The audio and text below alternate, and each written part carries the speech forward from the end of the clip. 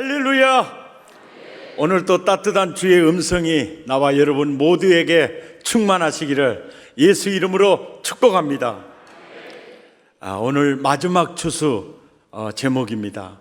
오늘 계시록 14장 14절에서 20절까지는 바로 마지막 추수가 바로 주제입니다. 오늘 이 말씀을 어느 정도 위치 그리고 어떤 주소라고 할까요? 이것을 알아보려고 하면은 계시록 11장 14절에 기억나실 겁니다. 둘째 화는 지나갔으나, 여기서 둘째 화는 다섯째 나팔, 여섯째 나팔을 얘기합니다. 그리고 이제 셋째 화가 속히 이르는도다. 이 셋째 화가 바로 그 다음 절에 있게 될 일곱째 천사가 나팔을 불매. 이것이 왜 셋째 화가 되느냐? 그러면 바로 일곱째 천사가 나팔을 불매, 여기에 대해서는 굉장히 그 중요한 의미가 엄청나게 이 안에 많이 들었어요. 호령과 천사장의 나팔로 우리가 호련히 부활하게 되죠. 그리고 마지막 나팔에 우리 주님이 오시게 되죠. 그러니까 예수님 재림과 우리들이 구름 속으로 끌려 올라가는 것과 이런 놀라운 구원의 완성되는 시점이 일곱 번째 천사가 나팔을 불 때 일어나고요. 그리고 동시에 그리스도 밖에 있는 자들에게는 영원한 이제 심판, 재앙이 완성이 되는 겁니다. 그러니까 일곱째 천사가 나팔을 불매 할 때 구원의 완성이 이루어지고 재앙이 완성이 이루어지고, 그리고 15절 다음에 이제 계시록 12장부터 나오거든요. 계시록 12장에는 무엇이 등장하느냐? 바로 용이 등장을 하죠. 그리고 계시록 13장에는 바다에서 나온 짐승 적그리스도가 출현을 하고, 13장 11절에는 땅에서 나온 짐승 거짓 선지자가 출현을 해요. 그리고 14장에서 이제 짐승의 표를 받은 자, 그러니까 짐승하면 용, 바다에서 나온 짐승, 땅에서 나온 짐승, 직역하면 사탄, 적그리스도, 거짓 선지자, 이것을 짐승의 수, 짐승의 이름 666, 이해가 되시죠? 이들에 의해서 이들과 하나 된 자들, 이들과 하나 된 자들, 이들을 따르는 자들, 바로 이들이 누구냐면 재앙받을 대상을 12장, 13장, 14장에서 보여주는 겁니다. 둘째 화는 지나갔으나 이제 셋째 화가 속히 이루리로다. 그리고 일곱째 천사가 나팔을 불매 구원의 완성이 이루어지고 재앙의 완성이 이루어진 것을 말씀하시고, 그 재앙을 받을 대상이 누구냐, 그리고 재앙을 받을 대상들이 어떤 악을 저질렀느냐, 이것에 대한 기록이 막간 특별 메시지 12장, 13장, 14장의 내용이었고, 오늘 14절에서부터 20절까지는 이제 그 시대가 끝이 나고 이제 마지막 추수 단계를 말씀하고 있습니다. 마지막 추수 단계를 말씀하고 있는데요, 14절에서 이 추수가 이루어지는데, 추수를 하는 추수를 하는 대상이 두 종류예요. 먼저 추수는 그리스도 안에 있는 자들 추수입니다. 이 추수는 구원의 추수예요. 그리고 나중에 후반부는 이제 심판의 추수입니다. 그리스도 밖에 있는 자들의 추수를 말씀하고 있어요. 이 말씀을 조금 더 쉽게 이해하기 위해서 마태복음 13장 24절에서 26절에 보면 예수님의 비유 가운데 이런 비유가 있어요. 어떤 비유가 있습니까? 곡식 가운데 가라지를 원수가 덧뿌리고 갔어요. 그래서 싹이 나고 결실할 때 보니까 가라지도 보이는 거죠. 그러니까 이 세상은 두 종류예요. 좋은 곡식 그룹, 가라지 그룹. 그러면 좋은 곡식 그룹과 가라지 그룹이 공존하고 있어요. 그러니까 집 주인의 종들이 와서 물어요. 주여, 밭에 좋은 씨를 뿌리지 아니하였습니까? 하나님이 당신의 형상대로 인간을 지었지 않습니까? 그런데 가라지가 어디서 생겼습니까? 이렇게 말하니까 28절에 원수가 이렇게 하였구나 그러잖아요. 이 원수가 이렇게 하였구나. 그러니까 그러면 가서 뽑아야죠. 우리가 가서 이것을 주님 뽑기를 원하십니까? 하니까 29절에 그러는 거예요. 가만두어라. 가라지를 뽑다가 곡식까지 뽑을까 염려가 된다. 그러면서 둘 다 언제까지 두라고 합니까? 예? 추수 때까지 함께 자라게 두라. 여기서 말하는 이 추수 때가 바로 일곱 대접을 바로 앞두고 말씀하시는 지금 이 부분이에요. 이 부분. 이 마지막 추수 때까지 자라게 두라. 그리고요, 이제 추수를 할 때 이 추수하는 대상이 두 종류인 거 알 수 있죠. 가라지를 먼저 거두어 불사르게 단으로 묶고, 일단 묶어 놓고 그 다음에 곡식은 모아 먼저 내 곡간에 넣으라 이거예요. 그러니까 두 가지죠. 그리스도 밖에 있는 가라지 추수도 있고 또 그리스도 안에 있는 좋은 곡식 추수가 있어요. 바로 이 부분, 좋은 곡식 추수 부분이 바로 14절에서 16절까지예요. 함께 읽죠. 시작. 또 내가 보니 흰 구름이 있고 구름 위에 누가 있어요? 인자와 같은 이가 누굴까요? 예수님이에요. 예수님. 그리고 15절에 보니까 누가요?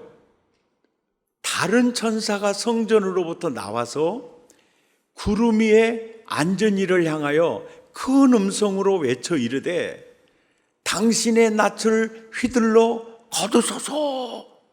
천사가 예수님에게 당신의 낯을 휘둘러 거두소서 그러면서 땅의 곡식이 다 익어 거둘 때가 이르렀습니다. 이렇게 얘기를 하죠. 여기서 천사는 누구 말을 전달하는 천사냐면 성부 하나님의 메시지를 전달하는 천사예요. 그러니까 성부 하나님이 심부름으로 가서 이제 인자 같은 이에게 말해라. 그럴 때 그 천사가 이러는 거예요. 당신의 낯을 휘둘러 거두소서. 땅의 곡식이 다 익어 이제 때가 이르렀습니다. 하니까 16절에 구름 위에 앉으시니가 낯을 땅에 휘두르매 땅의 곡식이 거두어지니라. 이 추수는 그리스도 안에 있는 좋은 곡식 추수예요. 아멘이죠. 그리고 17절부터는 이제 가라지, 그리스도 밖에 있는 자들의 이 추수입니다. 이 17절에서 20절까지 이해를 돕기 위해서 또 복음서의 메시지가 그대로 이루어진 현장이 이 부분이기 때문에 먼저 말씀을 드리면 요한복음 15장 4절에 예수님이 그러죠. 내 안에 거하라 나도 너희 안에 거하리라. 이 말이 뭔 말입니까? 그리스도와 접붙임이죠. 그리스도와 하나됨이죠.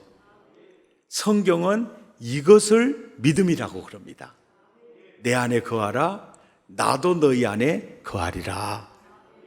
그러니까 내 안에 거하라 이 말을 다른 말로 하면 회개하라. 나도 너희 안에 거하리라 이 말은 나를 영접하라. 다 같은 의미예요. 믿으라, 나를 따르라, 내 안에 거하라, 회개하라, 영접하라, 믿으라 그 뜻이에요. 아멘입니까? 믿으라. 그러면서 5절에 나는 포도나무여 너희는 가지라. 그가 내 안에 내가 그 안에 거하면 사람이 열매를 많이 맺나니 이 열매는요 천국의 열매예요. 나를 떠나서는 너희가 아무것도 할 수 없음이니라. 내 안에 거하면 하나님의 나라를, 내 안에 거하면 나도 너희 안에 거할 것이고 나를 네가 누리게 될 것이다. 그런데 6절에 이제 내 안에 거하라는 복음을 거부한 무리들은 사람이 내 안에 거하지 아니하면, 내 안에 거하지 않는 그리스도를 거부한 그리스도 밖에 있는 자들은 밖에 버려져 마르나니 사람들이 그것을 모아다가 어쩝니까? 불에 던져 사르느니라. 이것이 심판의 추수예요. 이게 심판의 추수입니다. 그리스도 밖에 있는 자들의 그 심판의 추수예요. 그 불에 던져둬서 사르느니라. 이 말씀이 그대로 이루어지는 현장이 17절에서 20절까지예요. 다른 천사가 하늘에 있는 성전에서 나오는데 역시 예리한 낫을 가졌더라. 여기서 차이점 하나를 발견할 수 있는 것이요. 좋은 곡식, 그리스도 안에 있는 자, 구원의 추수를 할 때는 누가 낫을 가지고 있죠? 예수님이 낫을 가지고 있어요. 그리고 예수님이 친히 거두십니다. 그런데 그리스도 밖에 있는 자들을 심판하는 추수를 할 때는요, 천사가 하는 걸 볼 수가 있어요. 그리고 18절에 예리한 낫을 휘둘러 땅에 포도송이를 거두라. 그 포도가 이제 익었느니라. 19절 천사가 낫을 땅에 휘둘러 땅에 포도를 거두어 하나님의 진노에 큰 포도주들에 던지니까요, 성 밖에서 틀이 밟히니 틀에서 막 피가 나는데 말 굴레까지 그 흐르는 피가 닿았고 1600 스타디온에 그 피가 퍼졌더라. 이 말이 뭐냐면은 이 묵시문학에서 특히 요한계시록에서는 숫자로 의미를 전달하는 메시지가 많이 있어요.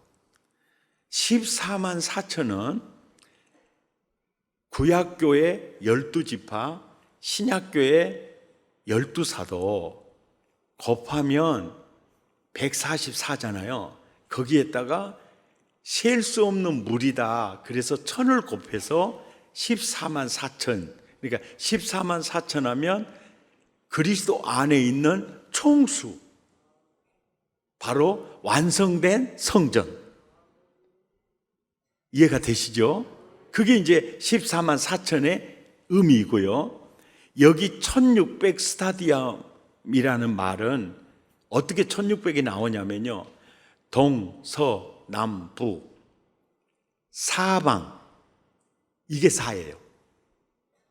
땅의 수입니다. 그래서 이 땅의 수, 사방 곱하기 사방, 바로 사사 16이잖아요. 거기에 곱하기 100.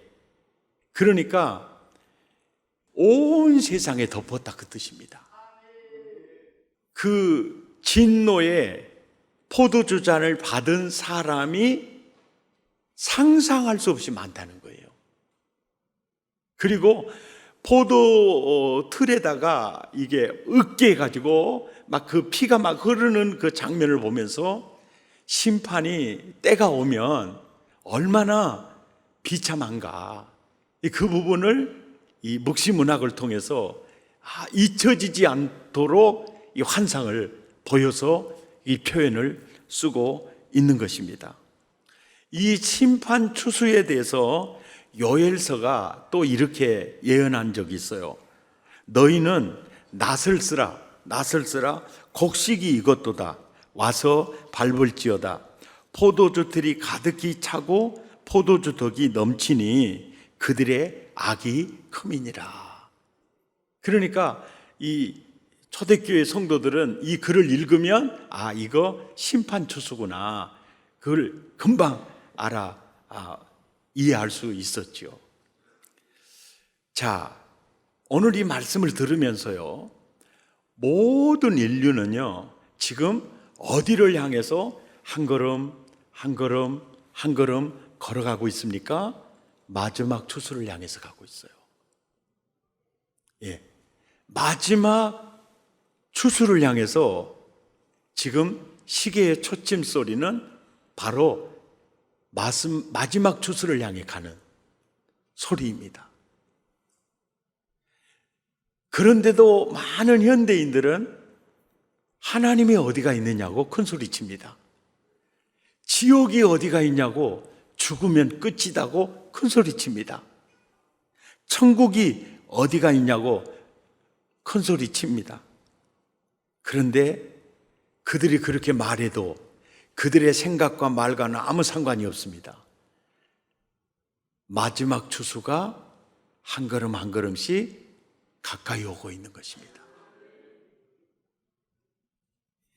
이러한 때 우리가 해야 할 일이 무엇일까요? 첫째는 내 믿음을 돌아보아야 합니다. 내 믿음이 무너지지 않았는가, 이것을 살펴봐야 합니다. 왜 제가 이 말씀을 드리느냐고 하면 바로 그 말씀이 성경 말씀이기 때문에 그럽니다. 계시록 12장에서요 14장까지는 이제 막간 특별 메시지잖아요. 막간 특별 메시지인데, 재앙이 완성될 때 재앙을 받을 대상들에 대해서, 그들의 죄악상에 대해서 말하고 있어요. 그들의 죄악상에 대해서 말하고 있어요. 동시에 한 걸음 더 나아가서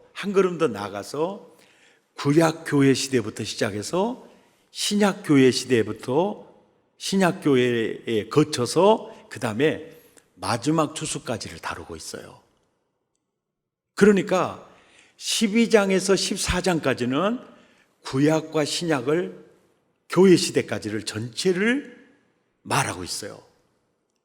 그래서 계시록 12장 1절에는 바로 구약교회가 등장을 하는데, 여기에 해를 옷 입은 여자가 있잖아요. 이 여자가 구약교회예요.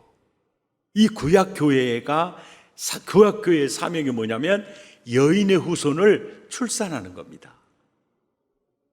메시아를 출산하는 거예요. 그러니까 한 절의 압축법으로 말했지만 이 한 절 속에 구약 전체가 들어가 있어요.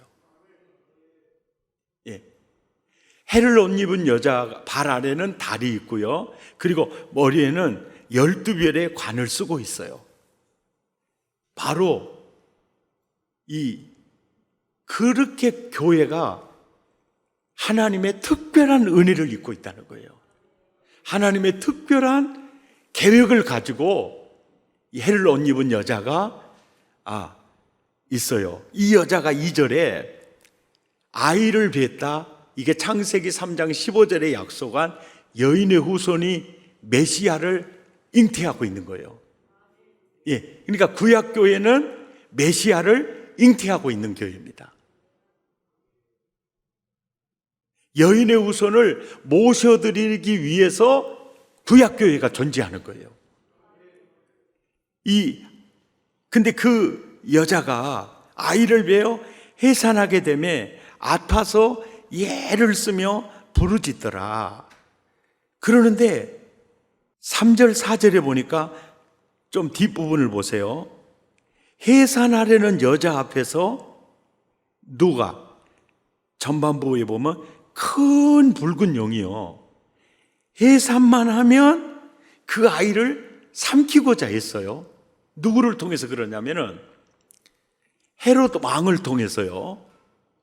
삼키려고 기다려다가 누구냐 하니까 나타나지 않으니까 3살 아래는 다 죽였잖아요. 그럴 때 천사가 마리아와 요셉에게 꿈으로 현몽해서 너 빨리 아이 데리고 애굽으로 피난 가라 그래서 피난을 갔지 않습니까? 이 모든 그러니까 그 역사는 헤롯의 역사가 아니라 배후의 역사는 붉은 용의 역사였다는 거죠. 그러니까 그 붉은 용이 이 여자를 굉장히 괴롭혔다는 말은 무슨 얘기냐면요, 여인의 후손을 잉태하고 출산할 교회니까요. 교회니까 어느 정도 그 여인의 후손이 오는 길목을 막으려고 그랬냐면요, 가인이 악한 자에게 속해서 동생 아벨을 죽였다 그러죠.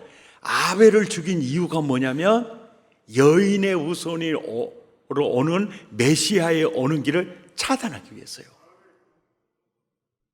그러니까 하나님은 다시 아벨 대신에 셋을 허락해서 길을 열어요. 그런데 또 이 큰 붉은 용은요, 완전히 그 인류를 타락시켜요. 그래서 세상의 죄악이 막 관영하게 하죠. 그럴 때 다시 그 여인의 후손이 오는 길목을 노아의 가족을 통해서 이루어가요. 그리고 또 11장에서는 막 바벨탑 사건을 통해서 하나님께 막 심판을 쌓아가지고 막 멸망하도록 그렇게 또 막 역사를 해가면서 사실은 메시아가 오는 순간까지 구약교회는 순탄하지 않았어요. 이것을 보면서 심판을 받아 붉은 용, 마땅하다는 거예요. 마땅하다. 구약교회가 이렇게 아주 힘들었어요. 근데 5절에 드디어 이제 구약교회가, 여자가 아들을 낳았습니다. 그래서 이제 신약이 펼쳐져요. 그 아들을 낳았는데 이 아들이 바로 뭐냐? 만왕의 왕이요, 만주의 주요, 철장으로 만국을 다스릴 남자라. 그가 이 땅에 와서 우리의 죄를 대신 지고 골고다 십자가에 오르셔서 구속하세요. 그리고 사흘 만에 부활하십니다. 그리고 구름을 타고 승천하셔서 보좌에 앉아 있었죠. 그러니까 5절 한 절이 바로 그 엄청난 역사가, 예수님의 그 복음서의 역사가 다 들어있는 거예요. 성경은 항상 앞접법을 써요. 예, 다 이제 들어있는 겁니다. 그래서 이제 예수님은 구속 역사, 대속 사역을 마치고 승천하셔서 보좌 우편에 앉아 계시잖아요. 앉아 계시는데 13절에 보니까 용이 등장을 하죠. 용이 등장을 하는데 남자를 낳은, 메시아를 낳은 여자를 이제 용이 굉장히 이제 박해를 하기 시작하죠. 예, 이것이 바로 사도행전의 박해입니다. 박해. 야고보를 순교시키고 베드로를 옥에 갇히고 스데반을 이렇게 순교하고, 이 모든 이 박해가 이제 시작이 되는데 그 박해가 중세를 지나 나중에 지금까지도 이 박해는 계속되고 있어요. 예. 우리는 참 이렇게 편하게 예배드리면서 지낼 수 있지만 북한 교회는 이게 불가능하죠. 그리고 저 중동에 있는 데는 목숨 걸고 일을 해야 돼요. 지금 이런 상태가 계속돼. 이게 바로 교회 시대예요. 교회 시대. 이해가 되시면 아멘 하십시다. 예. 그러면서 14절에 그 여자가 큰 독수리의 두 날개를 받아 광학야 자기 곳으로 날아가 거기서 뱀의 낯을 피하여 한 때와 두 때와 반 때를 양육받았다. 그래서 바로 교회 시대가요, 한 때와 두 때와 반 때를 얘기하고 있어요. 15절에 여자의 뒤에서 뱀이 그 입으로 물을 간같이 토하여 여자, 교회를 문에 떠내려 가게 하려 하되, 이 역사는요 지금도 계속됩니다. 우리 코로나19가 막 터졌을 때 다른 데보다는 교회에서 감염된 것을 지나칠 정도로 보도를 많이 한 적이 있었죠.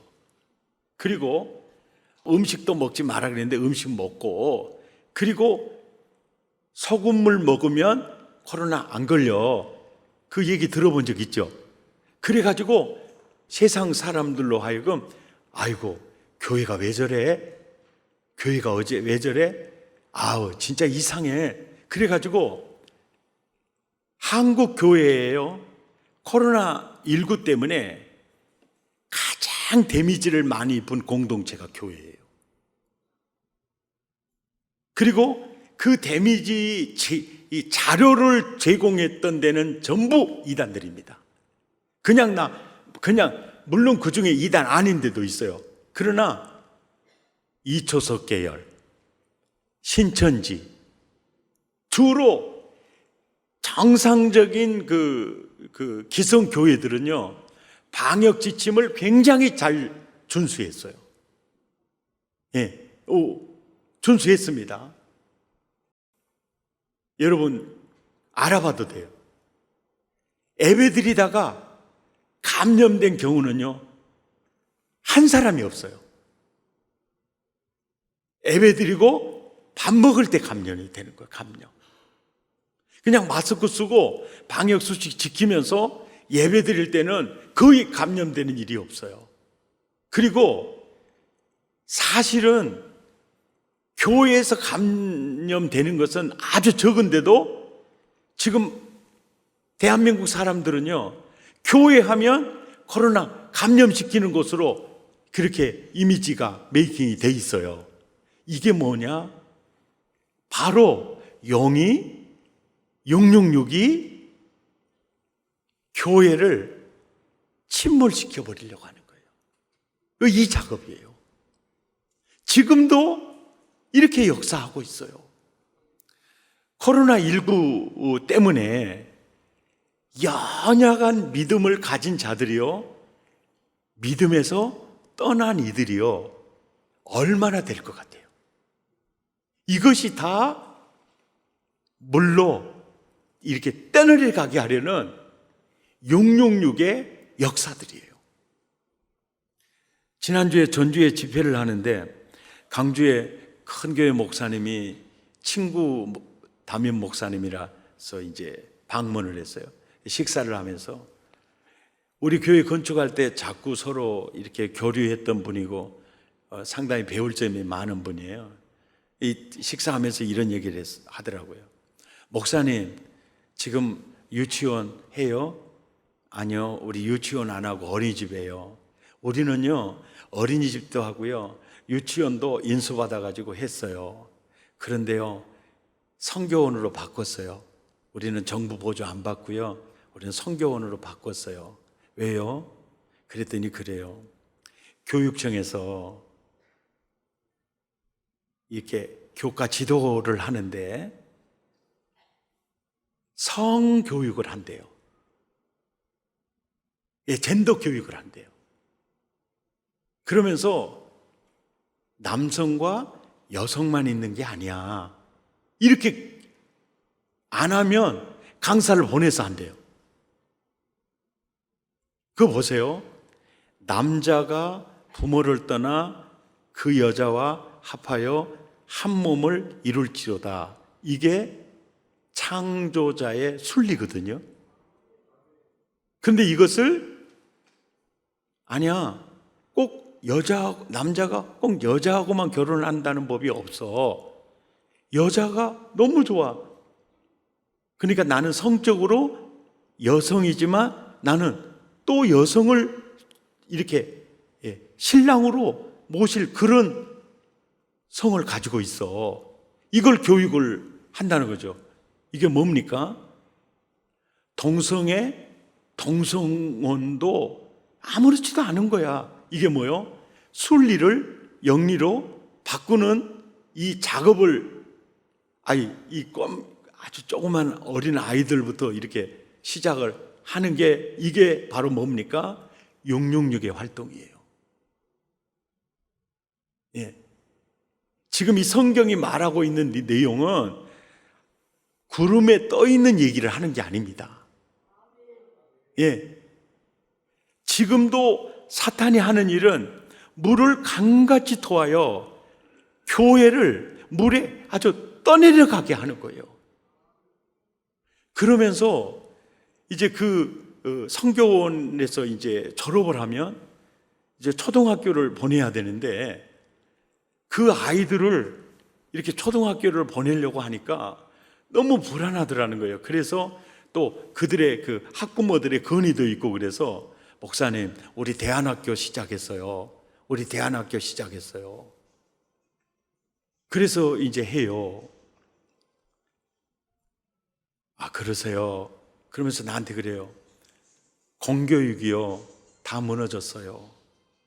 자식을 맡길 수 있는 지금 교육기관이 아니에요. 우리 자식 우리가 가르쳐야 돼요. 그래서 대안학교 만들었어요. 근데 그 수가 200~300명이 된다 그러더라고요. 그런데 목사님, 더 재밌는 거 있어요. 현직 교사들 있죠. 공교육 무너진 것 제일 잘 알아요. 그 자녀들은 다 우리 대안학교 보내요. 그래도 이 영적으로 뭔가 깨어 있는 거죠. 예. 지금 이 한국 상황이 정치적으로도 그렇고요. 꼭 그렇게 교회가 굉장히 타겟을 교회를 삼고 많은 걸 가지고 이렇게 하는 게 바로 물을 강같이 토하여 여자를 물에 떼내려가게 하는 거. 지금 계속되고 있어요. 이런 중추적인 세력이 누구냐면 계시록 12장 17절에 용이 나오죠. 그 다음에 13장 1절에 바다에서 나온 짐승 적그리스도가 있죠. 그 다음에 계시록 13장 11절에 또 땅에서 나온 거짓 선지자가 있어요. 이들이 중추적으로 역사를 해요. 역사를 하면서 16절부터 보면은 그냥 오른손이나 이마에 짐승의 표를 받게 해요. 그러니까 짐승의 소속을 삼으려고 하는 거예요. 그러니까 이마에 이름이 있다는 것은 신전에 속했구나. 암흑의 주인에게 속했구나. 그것을 알아듣기 쉽게 하기 위해서 당시 문화적 배경을 따라서 이마의 이름, 오른손의 표 이렇게 얘기를 한 거죠. 이렇게 얘기를 한 거죠. 그러면서 누구든지 이 표를 가진 자 외에는 매매를 못하게 하니, 그러니까 장사도 어렵고 물건을 사서 생활하기도 힘들도록 압박을 가하면서 이제 믿음에서 떠나기를 바란다는 거죠. 예수 버리고 666을 잡으라는 거죠. 예수에 대해서 등을 돌리고 666을 영접하라는 거죠. 아멘입니까? 영접하라는 거죠. 그래서 12장과 13장과 14장의 이 내용을 보면 구약교회부터 신약교회 마지막 추수 때까지 교회 시대를 말씀을 하고 있어요.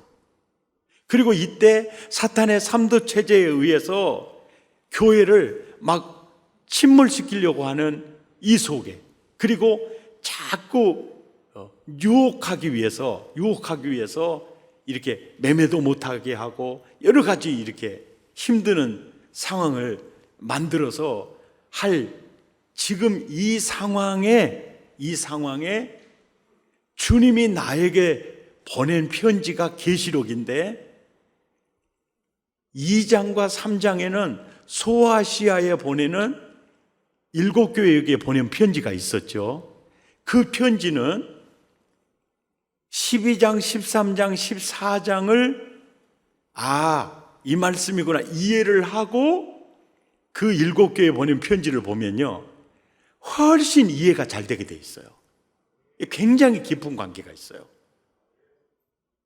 그러니까 서문학교에 너는 환난과 궁핍은 있지만 실상은 네가 부요한 자야. 이게 뭐요? 길드 조직, 그러니까 로마 황제를 숭배하지 않으면 사업도 하기 어렵고 생활하기가 어려운 그런 시절에 그것을 받아들이지 않으니까 그 교회는 가난할 수밖에 없고 궁핍했어요. 그리고 대부분의 또 많은 교회, 어떤 교회들은 이세벨 음료를 받아들이기도 하고 또 발람의 교리를 받아들이기도 하고, 그래서 자꾸 그들이 믿음에서 떠나가는 거예요. 그러니까 에베소 교회의 사자에게 편지하라 해놓고 이기는 그에게는 이겨야 한다는 거예요. 이겨야 한다는 거예요. 하나님의 낙원에 있는 생명나무의 열매를 주어 먹게 하겠다. 이겨야 한다. 서문학교의 사자에게 편지하라. 이기는 자는 둘째 사망의 해를 받지 아니할 거다. 버가모 교회 사자에게 편지하라. 이기는 그에게는 내가 감추었던 만나를 주고 또 흰돌을 줄 것이다. 두아디라 교회 사자에게 편지하라. 이기는 자는 끝까지 내 일을 지키는 그에게 만국을 다스리는 권세를 주리니. 사대교회의 사자에게 편지하라. 이기는 자는 이와 같이 흰옷을 입을 것이요 내가 그 이름을 생명책에 결코 지우지 아니하리라. 빌라델피아 교회의 사자에게 편지하라. 이기는 자는 하나님의 성전의 기둥이 되게 하리니 그들의 이마에 하나님의 이름과 나의 새 이름이 기록되어 있으리라. 라오디게아 교회의 사자에게 편지하라. 이기는 그에게는 내가 보좌에 함께 앉게 하여 주기를 내가 이기고 아버지 보좌에 함께 앉은 것과 같이 하리라. 그러니까 이런 사탄의 삼두 체제에 의해서 물로 그냥 교회를 침몰시키려고 하는 그 위기 속에 있을 때 핵심 메시지가 뭐냐면 이겨야 한다. 이겨야 한다. 이겨야 한다. 이겨야 한다. 믿습니까? 그 얘기라는 거예요. 그러니까 이 편지는 12장, 13장, 14장에 사탄의 삼도 체제가 어떻게 교회를 박해하고 유혹하고 있는지, 어떤 의도를 가지고 왕성하게 활동하는지를 보여주면서 소아시아 7교회에게 보낸 편지가 바로 우리 교회에게 보낸 편지이고 바로 나에게 보낸 편지라는 거예요. 왜? 이 상황 속에 있으니까. 이해가 되시면 아멘. 그러니까 마지막 추수를 향해 한 걸음 한 걸음 걸어가는 시계의 초침 소리가 바로 마지막 추수를 향해 가고 있는 이 시점에 내가 해야 할 일은 내 믿음을 돌아보는 일이라는 거죠. 내 믿음이 혹시 무너지지 않았는가? 나도 모르는 사이에 마음으로부터 하나님을 떠나지는 않았는가? 내 안에 정말 예수님이 살아계시는가? 내가 믿음 안에 있는가? 내 믿음이 무너지지 않았는가? 이걸 점검하는 게 너무 중요한 일이라는 거죠. 그리고 두 번째로 중요한 것은 내가 구원해야 될 영혼은 혹시 없는가? 예. 그리스도 밖에 있는 영혼들을 향한 뜨거운 마음이 내게 있는가? 지금 한 걸음 한 걸음 마지막 추수를 향해 가고 있는 역사의 이 시점에서 내가 신자라면 내가 구원해야 될 그 영혼에게 내가 복음을 전하고 있는가? 우리 남은 생에요, 하나님이 가장 기뻐하는 게 복음 전하는 겁니다. 아멘입니까? 예, 복음 전하는 것. 말씀을 생각하시면서 함께 찬양하십시다. 이 찬양의 노래가 그날이에요, 그날. 마지막 추수 그날을 바라보면서 만든 노래입니다.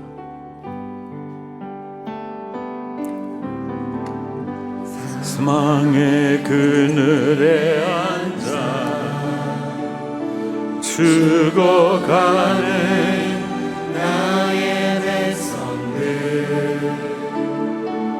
절망과 굶주림에 갇힌 저들은 내 마음에 오랜 슬픔, 고통의 멍에에 매여 울고 있는 나의 자녀들,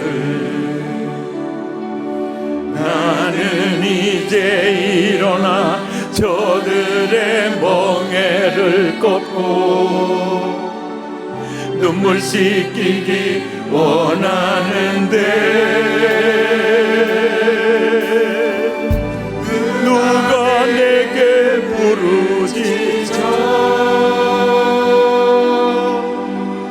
저들을 구원케 할까?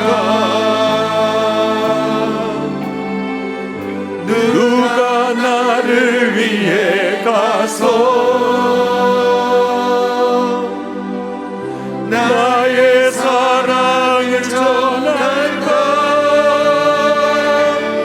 나는 이제 보기 원하네. 나의 자녀들 사랑하는 그날, 기쁜 찬송 소리 하늘에 웃음소리로 난 가득한 그날,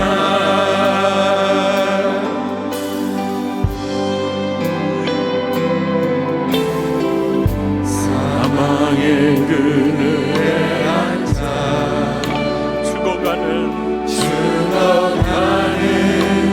나의 백성들, 절망과 굶주림에 갇힌 저들은 내 마음에 오랜 슬픔, 고통의 멍에에 매여 울고 있는 나의 자녀들, 나는 이제 일어나 저들의 멍에를 꺾고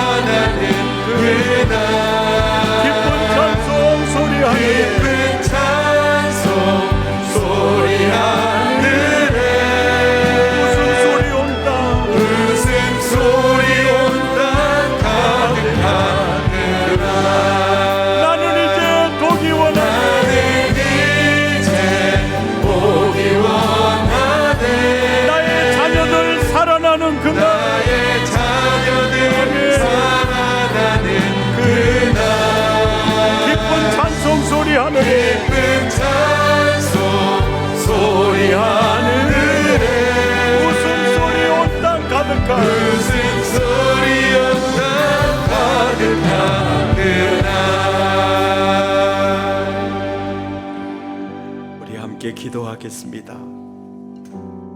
나도 모르는 사이에 내 마음은 하나님으로부터 너무 멀리 와버리지는 않았는가?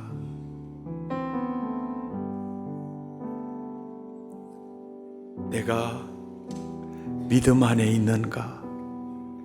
내 믿음은 무너지지 않았는가? 아니면 지금 무너지고 있지 않는가? 과거의 그 감격과 은혜가 소멸되지는 않았는가? 너희가 믿음 안에 있는가? 너희 자신을 시험하고 확증하라. 그리스도께서 너희 안에 거하시는 줄을 보라. 한번 보시기 바랍니다. 하나님, 나는 이제 보기 원합니다. 나의 자녀들 살아나는 그날을 보기 원합니다. 기쁜 찬송 소리 하늘에 웃음소리 온 땅 가득한 그날을 원합니다. 하나님이 가장 기뻐하시는 복음 전하는 일에 헌신하겠습니다. 우리 마음을 토하고 입술을 열어 함께 기도합니다. 고마우신 하나님, 내 믿음이 무너지지 않았는지, 내가 진짜 믿음 안에 거하는지, 나도 모르는 사이에 하나님으로부터 내가 멀리 가버리지는 않았는지, 하나님, 꺼져가는 등불 같은 내 믿음을 다시 한번 일으켜 주옵소서. 감격을 잃어버리고 기쁨을 잃어버리고 평강을 잃어버린 내 믿음을 다시 한번 회복시켜 주시옵소서. 주님, 내 안에 주님이 계시는 것을 절절히 느끼면서 평강이 강같이 흐르는 그 믿음으로 하나님, 시계의 조침 소리가 들릴 때마다 마지막 주수를 향해 가고 있는 발걸음을 느끼게 됩니다. 주님, 내가 구원해야 될 영혼이 아직도 그리스도 밖에 있지는 않은지, 하나님, 나는 이제 보기 원합니다. 나의 자녀들 살아나는 그날을 보기 원합니다. 기쁜 찬송 소리 하늘에 웃음소리 온 땅 가득한 그날을 원합니다. 나는 이제 일어나 저들의 멍에를 걷고 눈물 씻기기 원하는데 누가 내게 부르짖어 저들을 구원케 할까? 누가 나를 위해 가서 나의 사랑을 전할까? 하나님의 심정을 느낍니다. 걸어가신 주